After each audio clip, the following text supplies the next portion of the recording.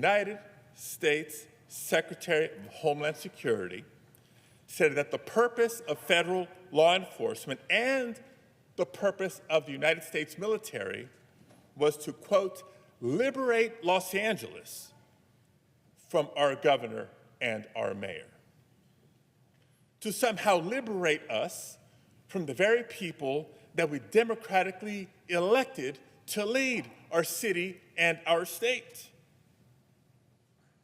Colleagues, let that fundamentally un-American mission statement sink in.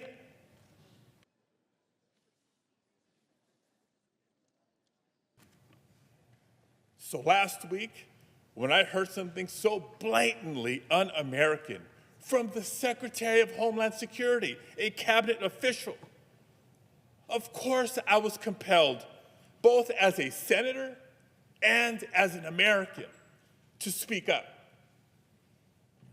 But before I could even get out my question, I was physically and aggressively forced out of the room, even as I repeatedly announced I was a United States Senator and I had a question for the Secretary. And even as the National Guardsman and the FBI agent who served as my escorts and brought me into that press briefing room stood by, silently, knowing full well who I was. You've seen the video.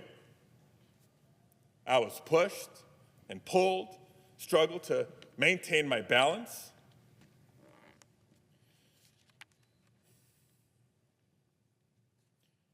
I was forced to the ground, first on my knees, and then flat on my chest. And as I was handcuffed and marched down a hallway,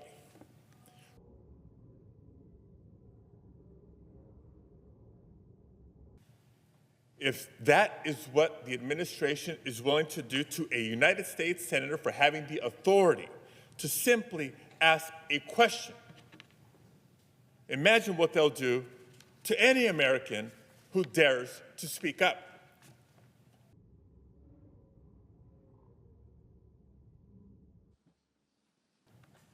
Colleagues, this isn't about me.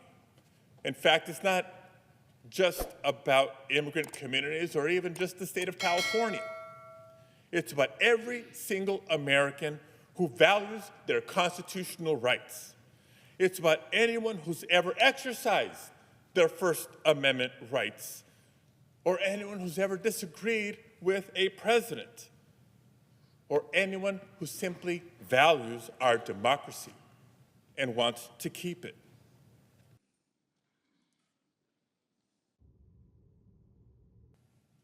Donald Trump is continuing to test the boundaries of his power, and he's surrounded himself with yes men and underqualified attack dogs, from the DHS secretary to the FBI director to the Secretary of Defense, who will rubber stamp every anti-democratic step he takes.